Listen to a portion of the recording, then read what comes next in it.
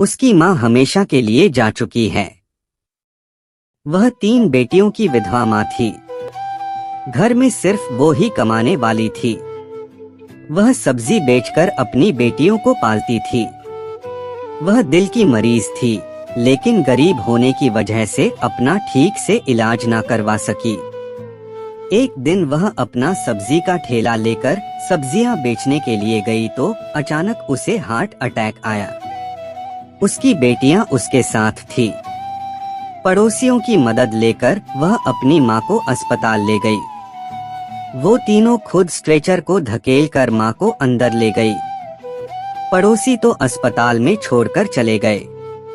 उसके साथ बस उसकी बेटियां ही थी।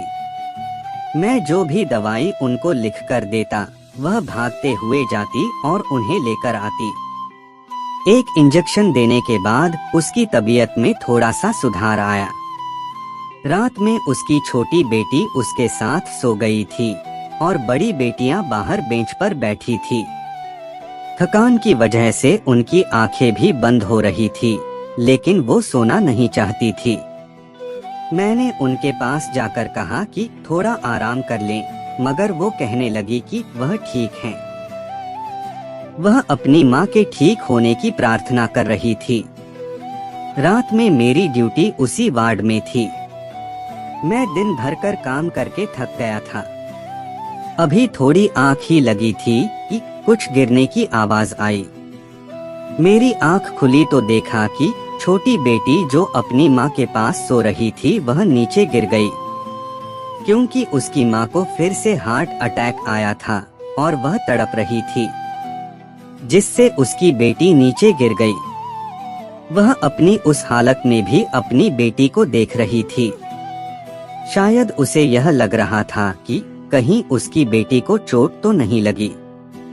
जब तक मैं उसके पास गया, कुछ ही सेकंड में उसकी सांसें रुक गई, मगर उसकी नजरें अपनी बेटी की ओर ही थी। बच्ची को तो कुछ नहीं हुआ, लेकिन उसकी माँ अपने सारे सपने लिए इस दुनिया से जा चुकी थी। धड़कन और सांस दोनों बंद हो गई थी। शॉक देकर दिल की धड़कन शुरू करने कोशिश भी की गई, लेकिन असफल रहे। उसकी दोनों बड़ी बेटियां चीख चीख कर रोने लगी। छोटी बेटी जो सिर्फ 4 साल की ही थी, वह कुछ समझ नहीं पा रही थी कि क्या हो रहा है। डॉक्टर ने उसकी धड़कन शुरू करने की बहुत कोशिश की, लेकिन हर बार नाकामी ही मिल रही थी। माँ को इस हालत में देखकर बेटियां भी तड़प रही थी। वह हमारे सामने हाथ जोड़ रही थी, मिन्नतें कर रही थी। बच्चियों को इस तरह तड़पता देखकर वह पर मौजूद हर मरीज की आंखों में आंसू थे। उनके साथ रह रहे रिश्तेदार भी उन बच्चियों के दुख को देखकर अपने आंसू रोक नहीं सके। वह कभी अंदर जाती, कभी बाहर आकर चीखती, कभी अपने बाल नोचती, मगर उनको संभालने वाला कोई नहीं था। उस समय उन बच्चियों की जो हालत थी, उसे शब्दों में बयान करना आसान नहीं है।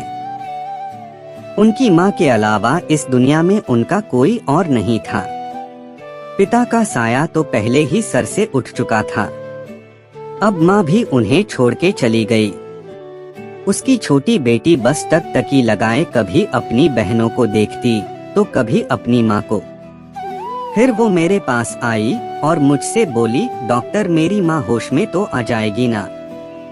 मेरी समझ में नहीं आ रहा था कि मैं उससे क्या कहूँ, तो मुझे मजबूरन हाँ में सर हिलाना पड़ा। उसने मुझे अपना चॉकलेट देते हुए कहा कि आप यह खा लो, आपको भी बहुत भूख लगी होगी ना। बस मेरी माँ का ख्याल रखना। उस बच्ची की बातें सुनकर तो मैं भी अपने आंसू रोक नहीं पाया और वह बच्ची फिर से अपनी माँ के पास जाकर बैठ गई। अपनी मरी हुई माँ के बाल बनाते हुए कहने लगी, माँ तुम चिंता ना करो, तुम जल्दी से होश में आ जाओगी। मैंने डॉक्टर को चॉकलेट दी है, अब वो तुम्हारा ख्याल जरूर रखेंगे। वह मंजर देखकर तो हर कोई स्तब्ध रह गया। वह छोटी बच्ची तो यह भी नहीं जानती कि उसकी माँ उसे हमेशा के लिए छोड़कर जा चुकी है।